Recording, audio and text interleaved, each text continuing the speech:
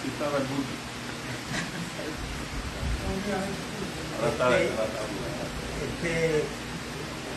Se leen el capítulo 12 de Éxodo completo y van a ver que los padres tenían un mandato de parte de Dios. No era cuestión de que celebraran el rito, sino que cuando los hijos le preguntaran, ellos tuvieran la capacidad de explicar qué quería decir aquello. ¿Por qué lo estaban celebrando? Yo meditaba ahorita en que yo puedo traer aquí un rollo 2 de cable eléctrico que se usa para electricidad y preguntarle a cada uno de ustedes, ¿qué es esto? Yo creo que todos me van a contestar bien. Esos son cables que se usa para la electricidad. Pero cuando se va a hacer una instalación con esos cables, yo le preguntaría, bueno, ¿cuántos cables lleva cada tubo que hay aquí? Porque hay como 10 tubos repartidos ahí. Y después de meter esos cables por esos tubos, ¿cuál es y cómo es la combinación para que todo trabaje bien? Amén. Esos son nuestros 20 pesos. Amén. ¿Por qué se me ocurre esta idea? Mire, hermano, yo puedo hablar que cuando Cristo venga, que Él viene, lo crea usted o no, Cristo va a venir. Amén. Y yo puedo dar explicaciones de las señales que están pasando. Pero la pregunta que yo me hago es la siguiente. ¿Hemos entendido a capacidad el plan de redención que Dios llevó a cabo, el cual ese plan es el que estamos llamados a estarlo hablando? Cuando yo le voy a predicar el evangelio a una persona, ¿de qué es que yo hablo? ¿De qué es que usted le tiene que hablar? Pero no es hablar someramente por encimita del plan de redención. Yo por eso apunté aquí lo que le leí, lo voy a repetir. El plan de redención no se debe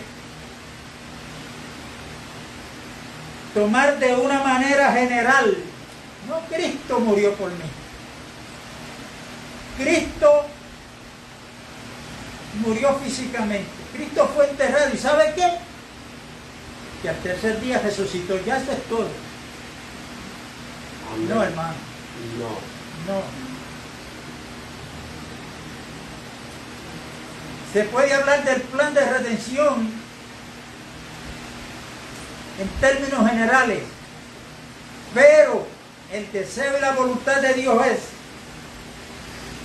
que lo sepamos para mi propio bien y para aquellos que yo les voy a hablar de una manera específica y detallada.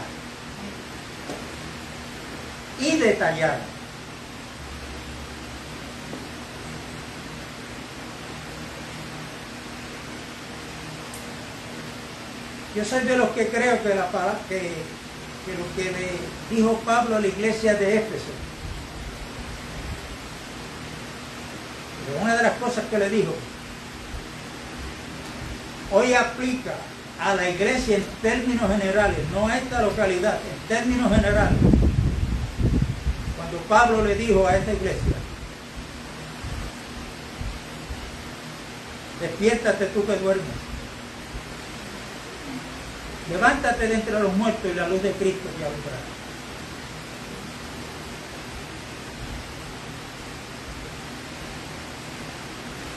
Estoy hablando en términos generales.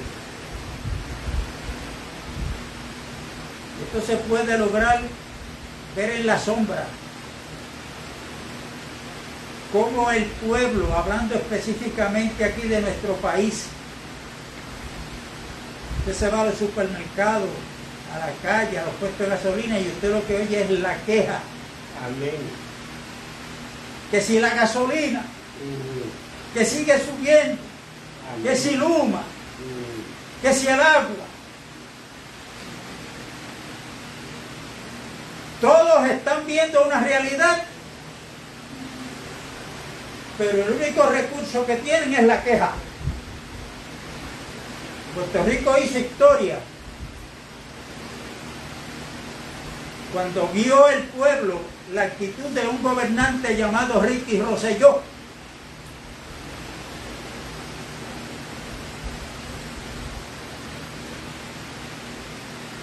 E hizo historia este pueblo cuando se tiraron no 10 ni 15 a la calle.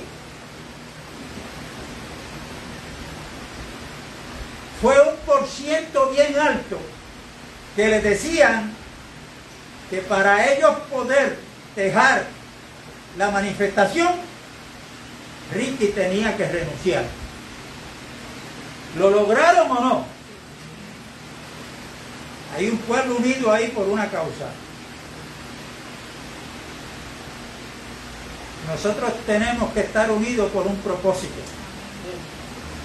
Pero no mi propósito ni el tuyo, sino el propósito de Dios. Amén.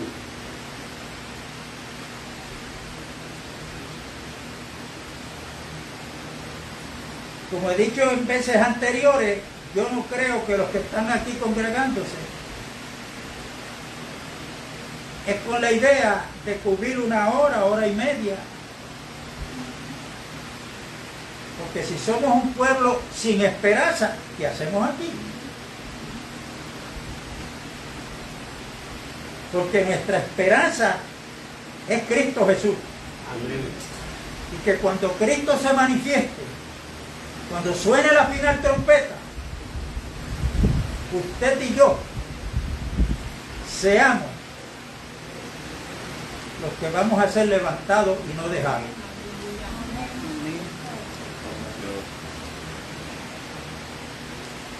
Tenemos que darnos para eso.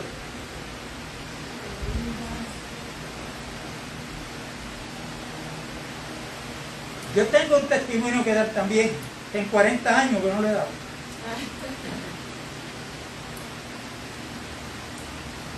Como dice Eclesiastés, todo tiene su tiempo. Sí.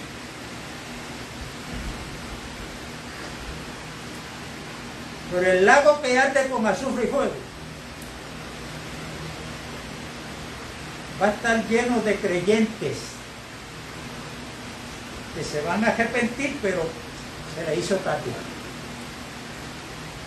Cuando usted lee la historia del pueblo de Israel, los que entraron a la tierra prometida no fueron los que Dios sacó de Egipto. Fueron los que nacieron en el camino. Los que salieron murieron en el camino. Y Dios les dijo, ustedes que han visto cómo yo los saqué de Egipto, han visto los milagros. Tenían hambre, le di que comer.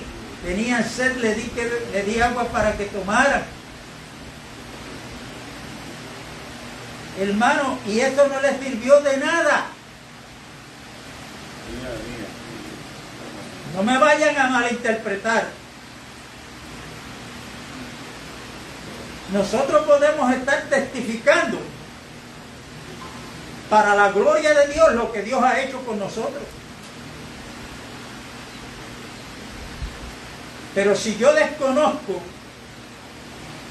la obra más grande que Dios ha hecho, que es el plan de redención que Él llevó a cabo en la persona de Cristo, yo puedo ser de esos que salí del mundo, pero cuando venga el Señor, como dice Juan, puede que me tenga que ir de Él avergonzado.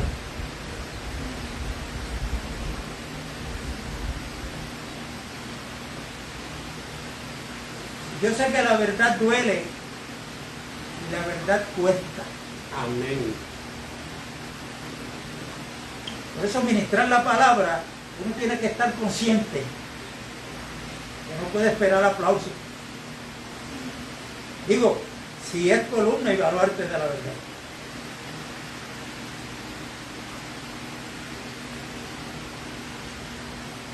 Que a las multitudes les gusta donde hay alboroto, donde hay música.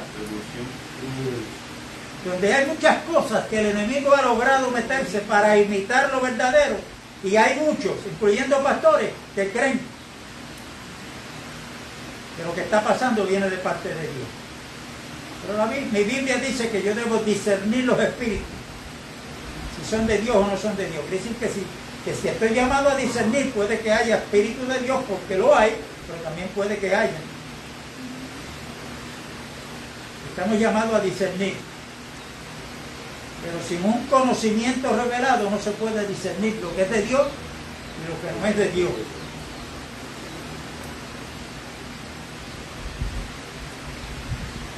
Y aquellos que saben bregar con celulares, con internet y con todas esas cosas, busquen información. Porque hay una agenda para los que están gobernando el mundo, que están encubiertos, o estaban, porque ya se han descubierto quiénes son, que hay una orden al sistema digital para que reescriba la Biblia, que lo que dice la Biblia que nosotros tenemos en estas páginas, aquello que señala lo que es pecado y lo que es malo, lo eliminen. Y eso se tiene que dar antes de que se cumpla el 2030. Y cuando aquel que lee la Biblia ahora por el celular o por el sistema que tiene, cuando busquen para leer la Biblia, le va a aparecer la que fue corregida, la que fue reescrita, y la verdadera no le va a aparecer. Y el consejo que están dando es que aquellos hermanos y hermanas que no tienen Biblia como esta, que se compren una. Amén. Y que vamos a acostumbrarnos. Leer la Biblia en el celular no es malo. Estoy hablando de lo que están advirtiendo unos siervos de Dios que son creíbles, que está Dios advirtiendo. Y ya nosotros no tenemos que esperar eso para ver y entender lo que está sucediendo. Y hoy a lo malo le están llamando bueno. Amén. Y a lo bueno le están llamando malo. Yo vi un programa el jueves o viernes, no me acuerdo cuál de los 2 días, donde están presentando un proyecto de una legisladora, de una senadora que es cristiana, para prohibir actos que lleven a los niños a ver cosas y a oír cosas que no deben. Le han caído encima. Entonces hay una abogada, una jurista, criminalista, Aira López Mulero, que pregunta, la senadora no encontraba qué hacerse, que cómo es que vamos a definir lo que es malo.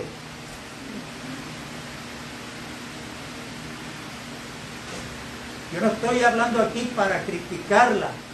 Lo que yo estoy viendo es la falta de conocimiento.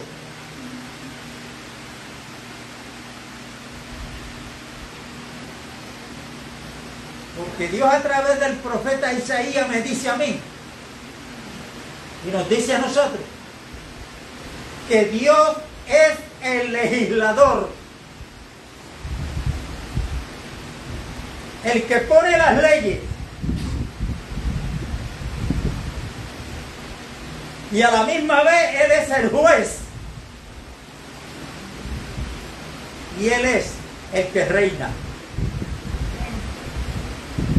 Y las leyes que Dios ha puesto, el hombre usado por el diablo está tratando de enmendar esas leyes.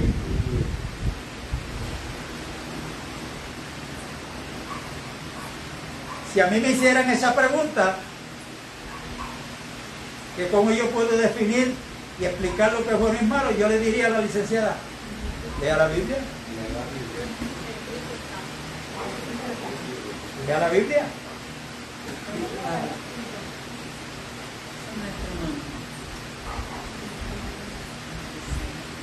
Tan buenos ejemplos para una abogada que se le puede dar.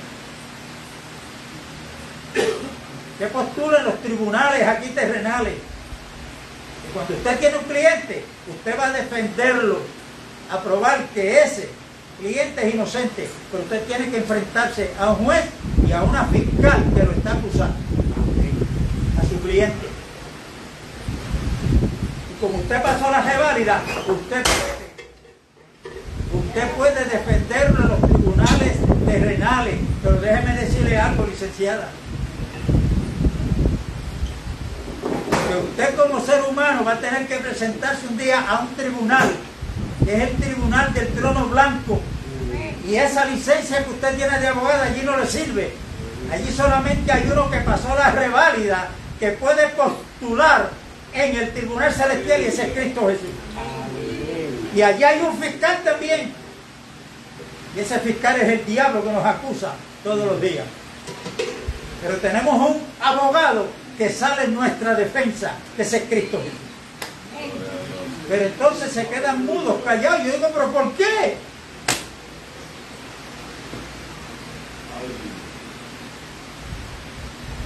Y eso me lleva a mí a traer esto, hermanos, para que nos examinemos hasta dónde está nuestro conocimiento. Amén.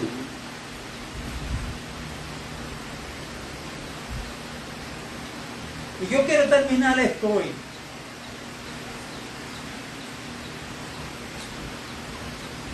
Como he puesto el título a los temas anteriores, ¿cómo debemos comer al Cordero de Dios que es Cristo Jesús? Ustedes saben que en Juan capítulo 6 Jesucristo dijo, el que come mi carne y bebe mi sangre tiene vida eterna. Los que estaban allí lo entendieron literalmente. Pero ¿cómo nos va a dar este a comer su carne?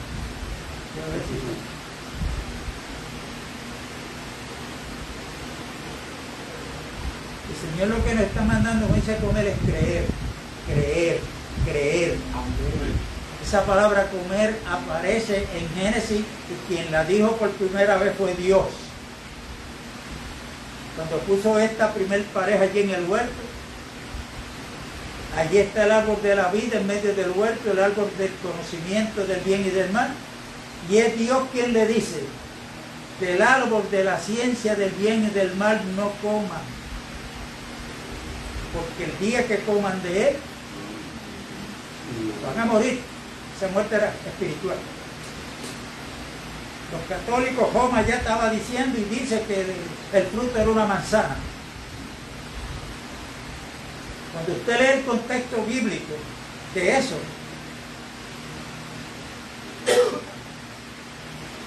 está a quién le voy a creer. ¿Creo lo que Dios dijo? ¿O creo lo que el diablo me está diciendo?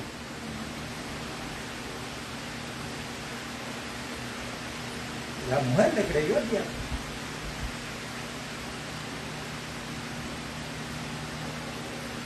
Por eso examinarnos a nosotros mismos qué estamos comiendo. O sea, ¿qué es lo que yo estoy creyendo? ¿A quién le estoy creyendo? Amén.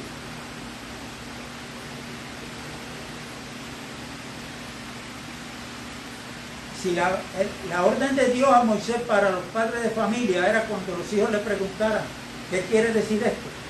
Ellos eran responsables de explicarle con lujo de detalle lo que había pasado desde la salida de Egipto. Nosotros estuvimos en esclavitud en el mundo. Pero aquí tenemos que tener cuidado. Porque para Dios, yo no fui salvo en diciembre de 1976.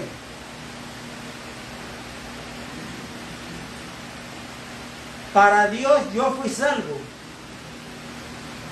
cuando Cristo tuvo un vivir humano perfecto, obedeciendo la voluntad de Dios en representación del pueblo judío, y luego cuando fue a la cruz, allí murió tanto por judíos y gentiles, y de ambos pueblos hizo uno. Amén. Y de 12 del mediodía a 3 de la tarde, allí Él pagó el precio de nuestra salvación. Se cumplió lo de Isaías 53, verso 6, mas Jehová cargó en Él el pecado de todos nosotros. Allí está representando a los judíos y a los gentiles, pagando el precio de nuestra salvación. Y ese precio fue su sangre preciosa. A las 3 de la tarde muere físicamente, porque había que vencer algo más. Cuando fue a la cruz, allí hizo caer en vergüenza a los principados, a las potestades y al diablo, los hizo caer en vergüenza, triunfando sobre ellos en la cruz.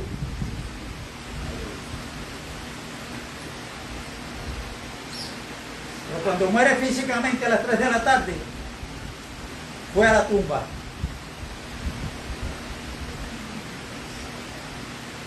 Y él había dicho antes de pasar por ese proceso que iba a estar 3 días y 3 noches en el corazón de la tierra. Amén. 76 horas, según el calendario judío. Pero que iba a resucitar. Ustedes han leído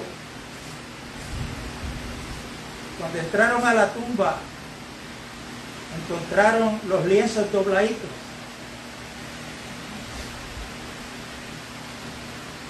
La parte donde habían puesto la cabeza de Cristo, el cuerpo. Esta era una costumbre judía, que cuando el rey estaba comiendo en la mesa con los demás, el paño que usaban para limpiarse, la boca, las manos, qué sé yo, él le hacía un bollo y lo ponía ahí, estaba queriendo decir con eso que no volvía. Pero cuando cogía esa toalla y la doblaba y la ponía bien en orden, le estaba queriendo decir, me voy, pero vuelvo.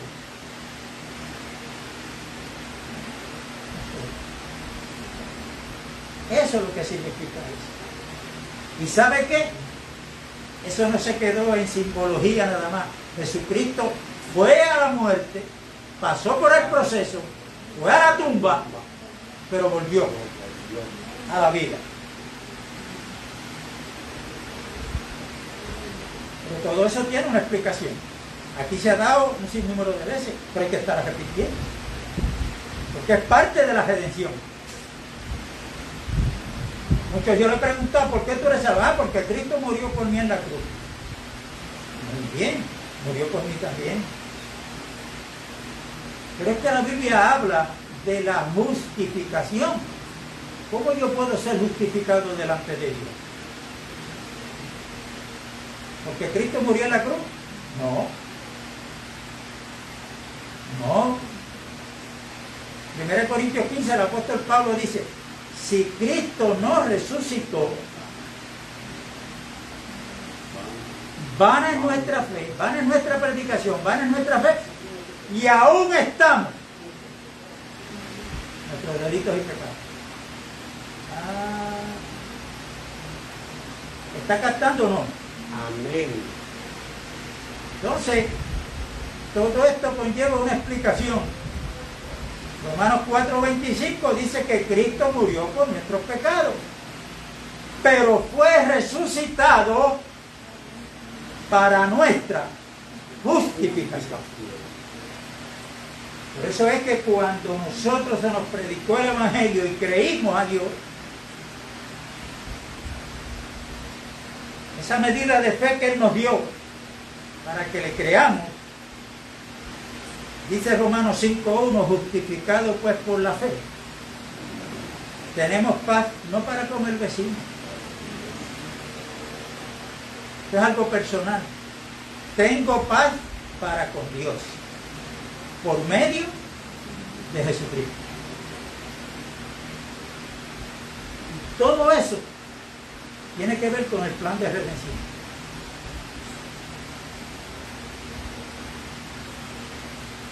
Esto hay que explicarlo.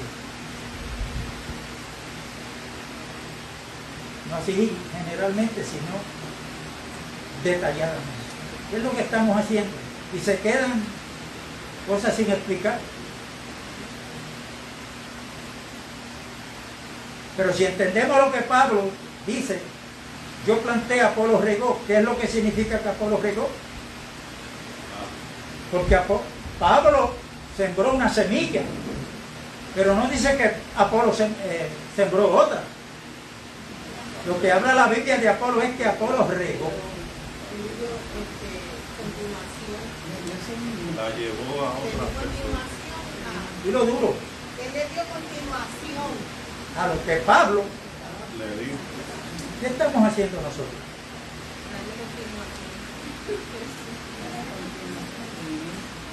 Pero cuando yo digo nosotros, yo no digo yo. Le digo nosotros, me refiero a todos. Después que usted sale de aquí el domingo, no sale con esa inquietud. Déjame llamar al hermano Kauri para ver si ellos entendieron o yo no entendí esto. Pero no de la gran tribulación, sino de lo que está hablando, se está hablando aquí del plan de redención. Se le está dando una continuación, se está regando entre nosotros esta palabra. Yo no estoy diciendo que sí ni que no, examínese cada uno. Amén. Pero ahí dice que cuando Apolo le dio, regó la semilla, ahí entonces viene Dios y le da el crecimiento.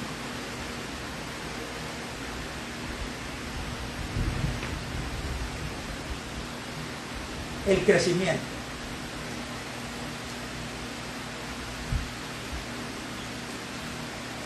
Y aquí yo quiero ver que veamos el verso 9 del capítulo 12, donde dice: ninguna cosa comeréis de él cruda, ni cocida en agua. Eso ya lo explicamos, está grabado. Hay muchos que tienen a Cristo pues, como un hombre bueno, usado por Dios, que fue un profeta. Eso, comerlo crudo. Pasado por agua es que Cristo murió como un mártir, y eso es una mentira. Cristo no fue un mártir. No, él murió porque la enseñanza de él estaba en contra de los religiosos. Y lo mataron. Cristo murió en obediencia al Padre, que él sabía a lo que venía, y murió para podernos dar vida a nosotros. Amén. No es que él murió para enseñarnos a morir. Muertos estaban, como enseña la Iglesia Católica. Que Cristo murió para enseñarnos a morir. Yo lo aprendí en la institución católica. No, Cristo no murió para enseñarnos a morir. Cristo murió para enseñarnos a vivir. Porque muertos estaban en delitos y pecados. Y Dios nos dio vida juntamente con Cristo. Y el verso termina que tenían que comerse la cabeza con sus pies y sus entrañas.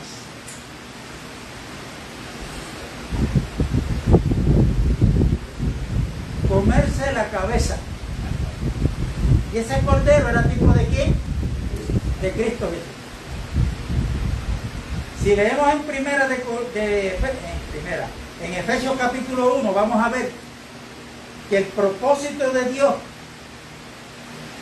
es que todo va a estar sujeto a una sola cabeza, y esa cabeza es Cristo Jesús. Amén. Y ahí eso tenemos que creerlo. Eso es comer a Cristo, comer la cabeza. La cabeza significa donde está la sabiduría. Si usted lee Isaías 11, el Espíritu de Dios que estaba en Cristo, que se manifestó en diferentes maneras, El primero que menciona es espíritu de sabiduría. Si usted lee 1 Corintios capítulo 1 y del verso 29 en adelante dice que por Dios nosotros estamos en Cristo, el cual Dios lo hizo para nosotros. ¿Cómo comienza? Sabiduría.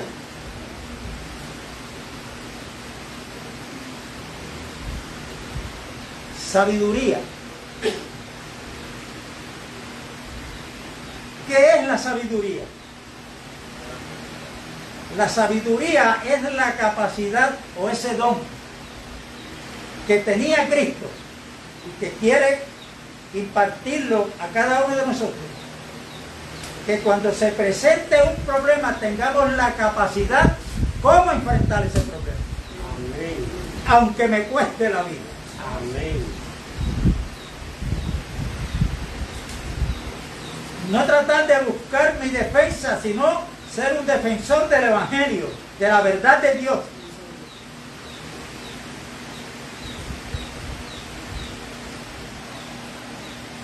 Y cuando Pablo habla en Efesios capítulo 1 y verso 25, esto lo debemos saber de memoria,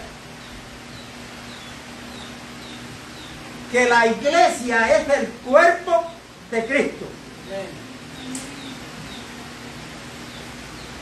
No solamente eso, dice que Dios lo dio por cabeza a la iglesia. La cual es su cuerpo, la plenitud de aquel que lo llena todo en todo. Hermano, la cabeza de la iglesia no es ningún hombre.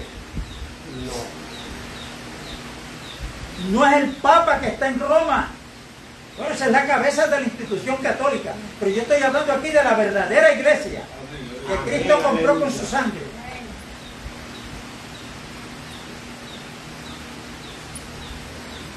Él es el fundamento, es la piedra angular, Él es la cabeza. Él es el que se supone que sea el que esté mandando en la iglesia. Amén.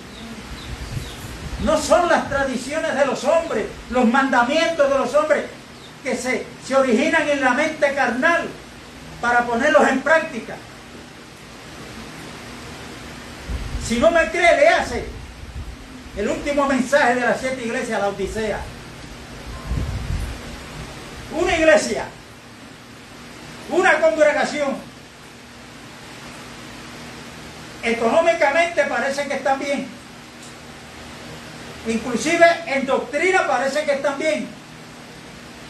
Pero cuando usted lee la historia de esa iglesia, que la Odisea significa juicio del pueblo o la opinión del pueblo, ¿dónde está el Señor cuando usted termina de leer eso? Fuera. El Señor como cabeza de la iglesia no está para glorificar mandamientos y doctrinas y tradiciones de hombre.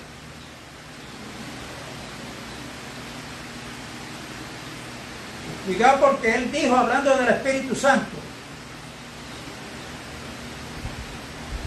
que el Espíritu Santo cuando viniera lo iba a glorificar a Él, porque tomará de lo mío, estoy citando a Cristo, y se lo hará saber a ustedes. El Espíritu Santo no está para glorificar a ningún hombre, ninguna obra de hombres.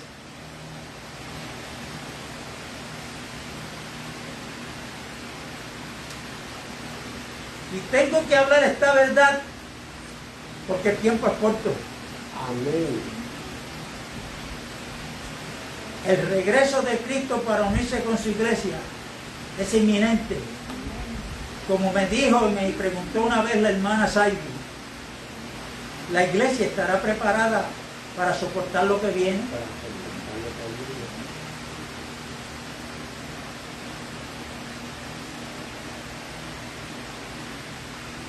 Porque si nos dejamos llevar por muchos predicadores, hay un espíritu de escapista.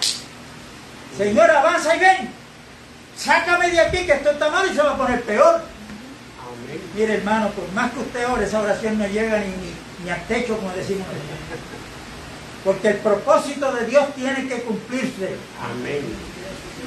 Y cuando están hablando de lo que va a pasar, ¿qué es lo que traen como para aliviar la conciencia de uno? Ah, pero la iglesia no va a estar aquí presente. Déjame decirle algo. No me quiero meter ahí. Pero déjame decirle algo. Cuando el anticristo se manifieste, que va a ser los primeros 3 años y medio, donde va a haber paz, seguridad, la iglesia todavía va a estar aquí. Va a estar aquí. ¿Sabe? Señor Jesús. Ahora, cuando comienza la gran tribulación, que es a los 3 años y medio, léase el capítulo 11 de Apocalipsis, que ahí es que el Señor va a aparecer. Cuando suene la final,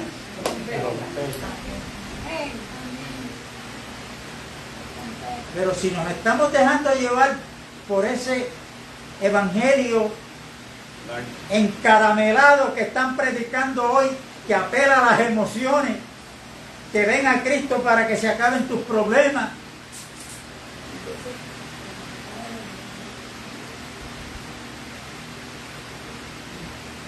se acabarán los problemas que causa el pecado, pero los problemas por ser creyentes de Cristo van a aumentar. Filipenses 1:29, ¿cuántos creen de los que estamos aquí en Cristo? De ese Filipenses 1:29 que dice: a vosotros es dado a causa de Cristo, no solamente que crean en Él, sino que padezcamos por Él. Y padecer por Cristo no es un cáncer, no es el coronavirus, no es una monga o una fuerte. Padecer por Cristo es ser columna y baluarte de la verdad, le guste a quien le guste, la rechace quien la rechace, e inclusive yo sea rechazado. Y tengo que entender que cuando la iglesia comienza, lean la historia, que por ser columna y baluarte de la verdad,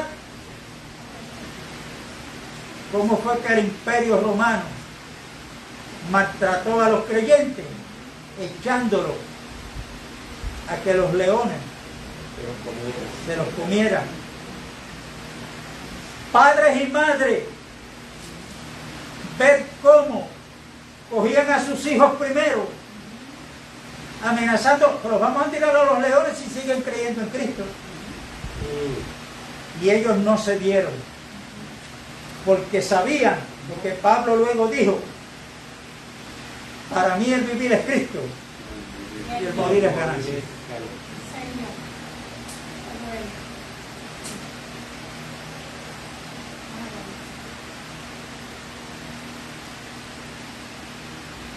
Así es que esto de que tenemos que comer a Cristo como con la cabeza, es entender que en el orden de sujeción de Dios, no inventos humanos, el orden de sujeción de Dios está en el capítulo 11 de 1 Corintios. Dios, cabeza de Cristo. Amén. Cristo, cabeza del varón. Amén. Y el varón, cabeza de la iglesia. Amén. Es el orden de sujeción.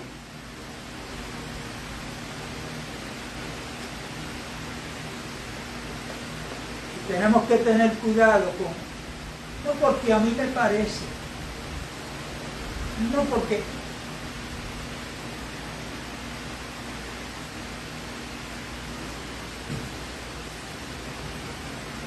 hablando con una hermana, yo le dije: va poco usted, se lo dije, ¿cómo?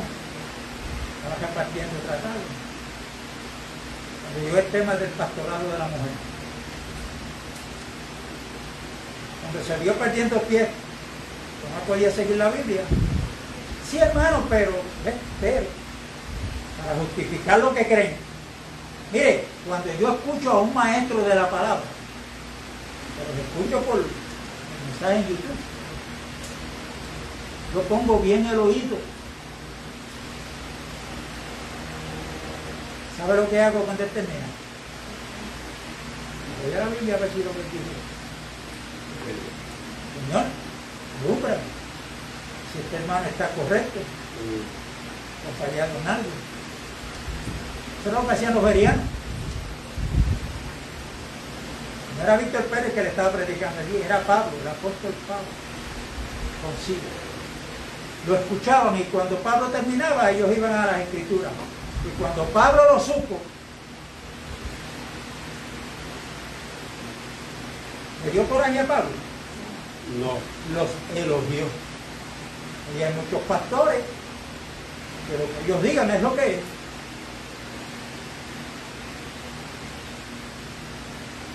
Que nadie los puede enseñar porque ellos son los unidos. Con esa palabra tienen que tener cuidado porque el Señor dijo que muchos vendrían diciendo que era el Mesías. Y el Mesías lo que significa es el unido. Que Dios unió para ser Salvador, para ser profeta, para ser apóstol, para ser evangelista, para ser nuestro Salvador. Y esa unción que Cristo recibió, dice Juan, que nosotros tenemos esa unción. En términos generales, la iglesia, porque es un solo espíritu.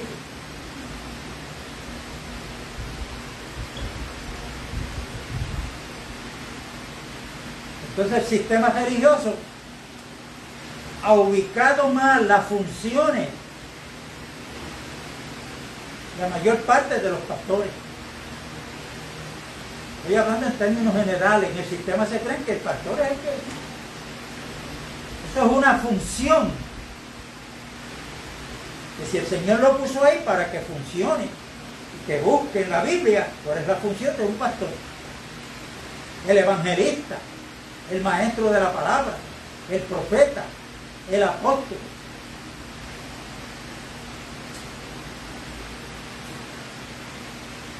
Una de las preguntas que le debemos hacer al Señor es, cada uno de nosotros, Señor, gracias porque me has alumbrado para ver que la iglesia es el cuerpo tuyo. Y es un cuerpo porque tiene muchos miembros. Es un cuerpo orgánico porque tiene la vida y esa vida eres tú. Amén. Pero muéstrame en qué parte del cuerpo tú me has puesto para yo funcionar desde ahí.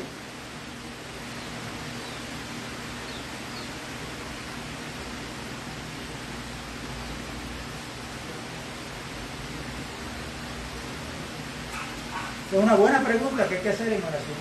Amén.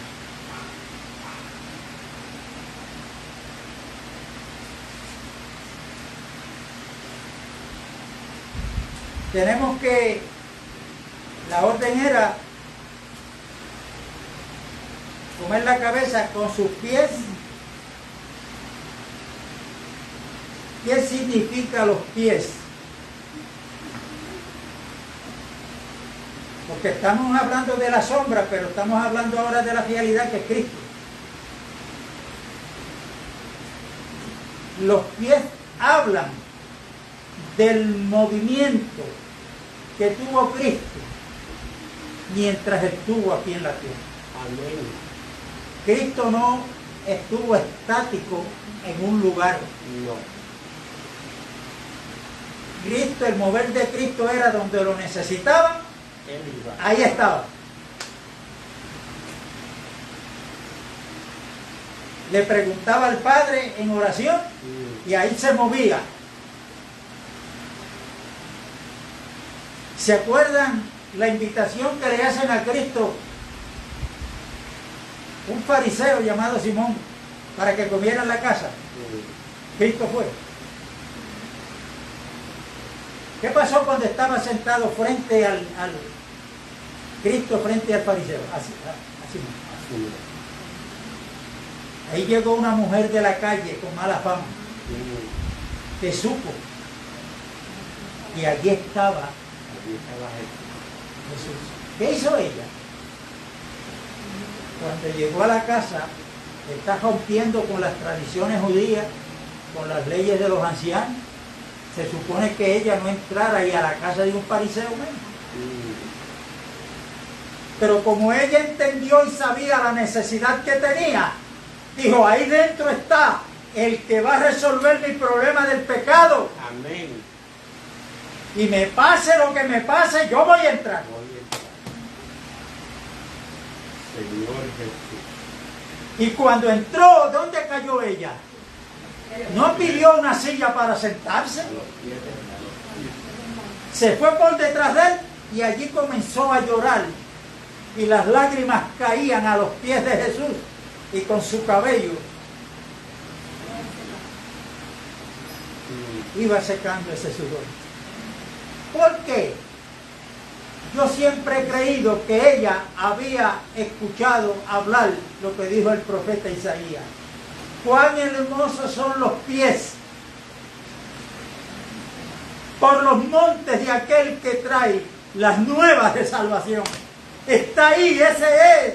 Trajo las nuevas de salvación y yo necesito esa salvación. Amén. Gracias por el mover de este Señor. ¿Qué ha hecho el sistema religioso? Porque la iglesia comenzó. Léase el libro de los Hechos. La iglesia no era estática, no estaba ubicada en templos como ahora. La iglesia siguió el ejemplo de su maestro, de su Señor. Se movían de casa en casa todos los días. Amén. Hasta el siglo IV, que el diablo aprendió la lección y entendió que desde afuera no podía seguir atacando a la iglesia, porque mientras más creyentes mataba, más se multiplicaba. ¿Cuál fue la estrategia? Meterse dentro de la iglesia. Satanás logró sacar a la iglesia de las casas, a la familia de las casas, y allá usó a Constantino y le prestó los templos paganos para que celebraran sus cultos. De ahí en adelante comienza la visión de los llamados templos hechos por manos de hombres. Y la Biblia dice, en sinnúmeros de lugares, que Dios no habita en templos hechos por manos humanas. Yo no sé cuál es la manía de pastores decir esta es la casa de Dios. Aquí hay que entrar con reverencia, porque aquí habita el Altísimo. Amén. Yo tengo que llegar a la conclusión que el que tal dice y enseña tiene la Biblia, pero no cree lo que dice la Biblia. Eso es así de sencillo para mí. No es que sea pecado congregarse dentro de un local, pero hay que llamar las cosas como son. Como dice Pedro, si alguno habla, hable conforme a la palabra de Dios. Amén. Entonces Satanás le ha robado la identidad que Cristo le ha dado a la iglesia, que es la casa de Dios, que es el cuerpo de Cristo, que es el templo donde el Espíritu Santo mora. Ahora hay que venir como los católicos a buscar la presencia de Dios. Eso es una mentira. En Apocalipsis 20 dice que los mentirosos no entran. No. Por eso es que Pedro dice que hay muchos que tuercen la Escritura para su propia, no para su propio crecimiento, para su propia perdición. Entonces la iglesia, si usted se da cuenta ahora, usted se tira por ahí para abajo a caminar, a buscar dónde está el pueblo de Dios congregado. Están congregados. Mientras que Satanás está por las calles, haciendo y deshaciendo. Los jóvenes se están matando unos a los otros. Amén. La iglesia estática, encejada. Yo no estoy hablando aquí de coger un micrófono e irme para la calle a predicar. Yo estoy hablando de que aquí tenemos que tener la capacidad cada uno de nosotros. De que cuando Dios nos abra puertas, no miremos para el lado a ver quién está conmigo de la iglesia. No, no. ¿Qué depósito es el que yo tengo en mí para poder ministrar esa vida? Amén. Y déjame decirte una cosa. No te preocupes porque no pueda dar una explicación de muchas cosas. No te dejes amedrentar. Pero por lo menos entender el plan de redención. Porque estamos llamados, así vamos a un supermercado,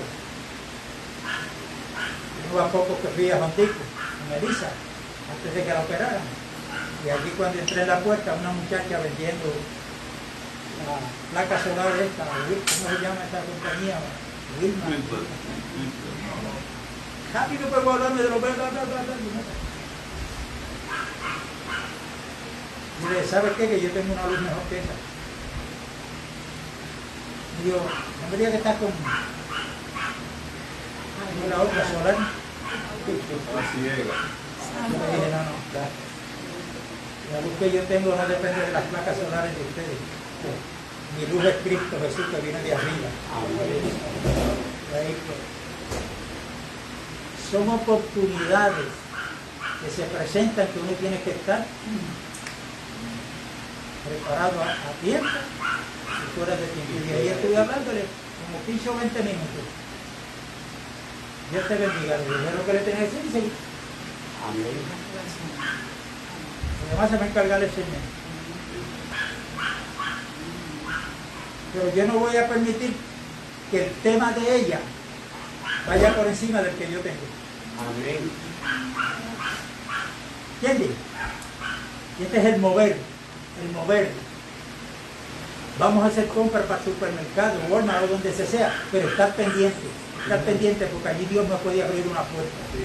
¿Ah? El vecino, mi familia. Ese es el mover, ese es lo que significa los pies. Si no, léase Efesios capítulo 6, la armadura. Que debemos, ¿qué es lo que nos manda a poner en los pies? El apresto del Evangelio de la paz. De la paz. Claro, hay que saber, porque yo sé que hay mucha confusión y la culpa la tienen la mayor parte de los evangelistas. Que cuando hablan de pecado, se creen que pecado es nada más beber cerveza, beber ron, beber whisky, fumar, endrogarse. Amén. No, hermano. El pecado es un germen que tiene todo aquel ser humano que ha nacido aquí en el planeta Tierra, que es lo que heredamos de la primer pareja llamada Adán y Eva.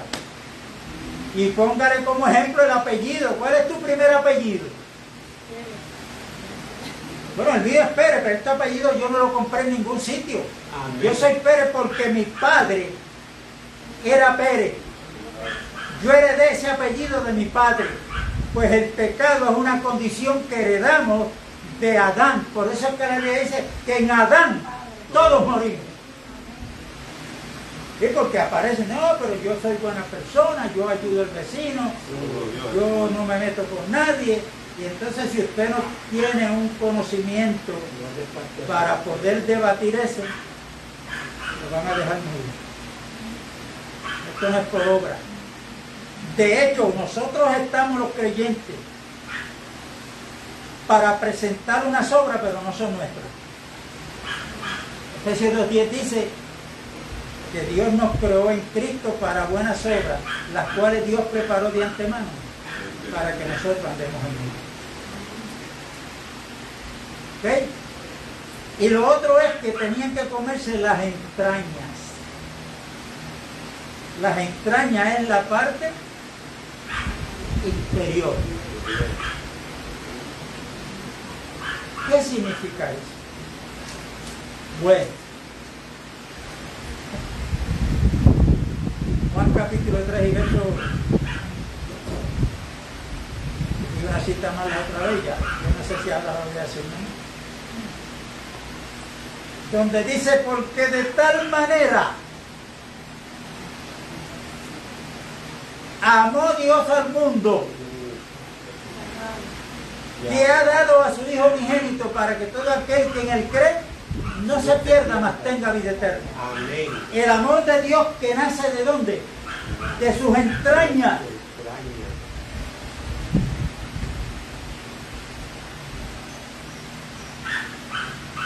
La misericordia de Dios, ¿de dónde sale?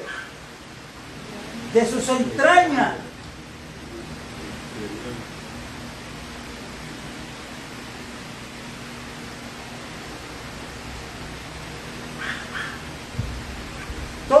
lo que tiene que ver de parte de Dios que sale de un corazón santo, la santidad de Dios, la justificación que Dios nos da. Yo sé que hay veces que usted lee la Biblia y dice, pero ¿cómo es posible que la Biblia diga que David fue un hombre conforme al corazón de Dios? Cuando David adulteró, fue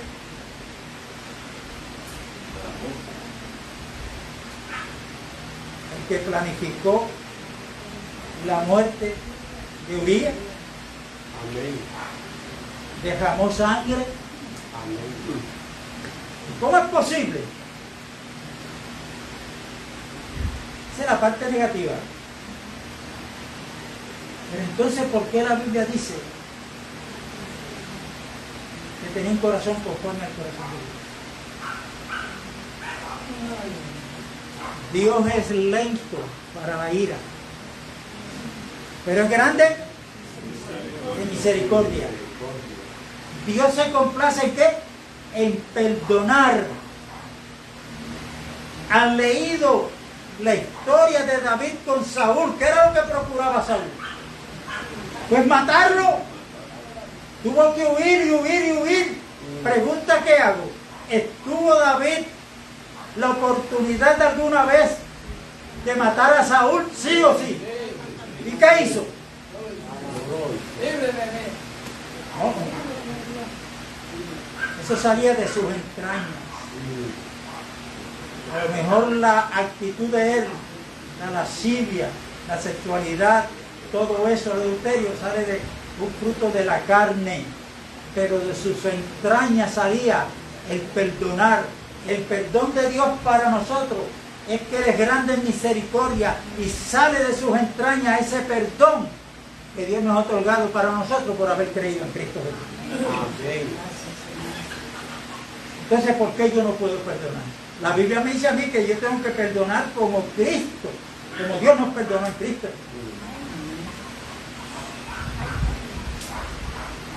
Claro, yo estoy diciendo algunas cosas, pero ustedes siguen buscando.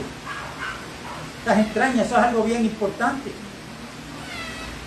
Estamos llamados a perdonar como Dios nos perdonó en Cristo. Y yo pregunté, ¿cómo fue que Dios nos perdonó en Cristo?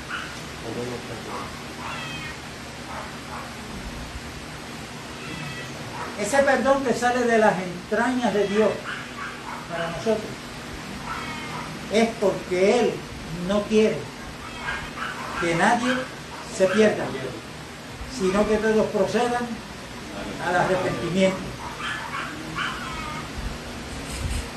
Y antes de explicar esto un poquito, cordero había que comerlo con hierbas amargas. La que brinqué se me olvidó, pero ahora no me la conté. ¿Qué es comer el cordero con hierbas amargas? Mire, yo puedo aquí seguir predicando todos los domingos. Yo puedo tener conocimiento bíblico. Yo puedo ser el mejor que a Dios le cante, como hay una décima escrita así.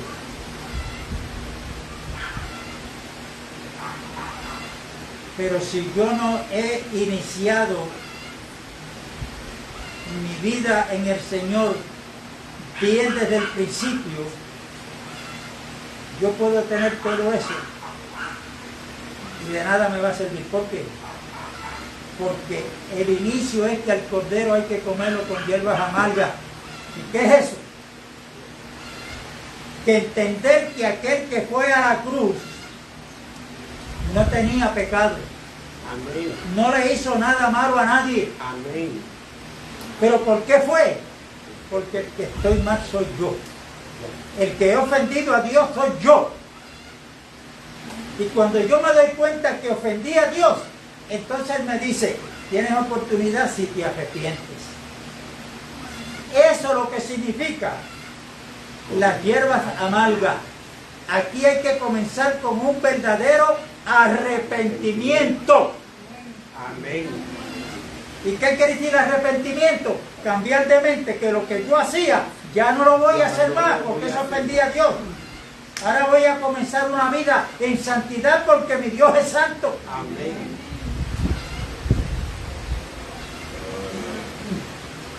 Por eso es que es necesario crecer en el conocimiento de la gracia de Dios y en el conocimiento de Jesucristo.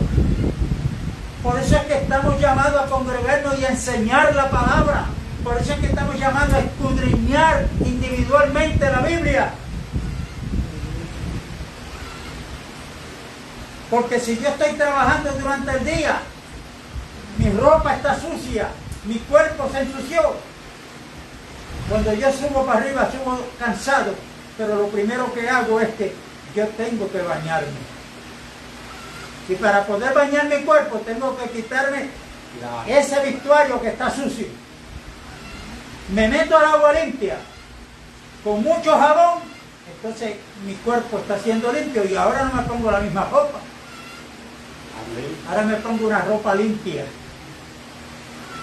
Esto es una alegoría que cualquiera la puede entender. Nosotros tenemos que desvestirnos del viejo hombre, renovarnos en el espíritu de nuestra mente, lavarnos con agua pura, que es la palabra de Dios, para ser vestidas y vestidos del nuevo hombre que es Cristo Jesús. Amén. Para si hay alguien que yo no le puedo explicar con mi boca, él vea que en mí hay algo diferente. Amén. Hay muchas formas de predicar el Evangelio. Hay muchas formas. Entonces, termino con esto. ¿Cómo Dios nos perdona en Cristo? Para que así podamos entender. Porque estamos llamados a seguir las pisadas de Él. Nosotros estamos llamados a perdonarnos los unos a los otros. Amén. Y si yo tengo que perdonar a un hermano, es porque me hizo algo que me causó.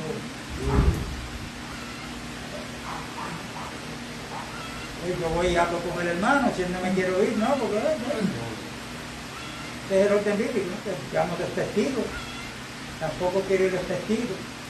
Y dependiendo cuál sea la situación, pues lo informo a la iglesia. Pero hoy en día es mejor no informarnos a la iglesia, hasta que no tengamos un crecimiento espiritual, porque vamos a omitir esa parte.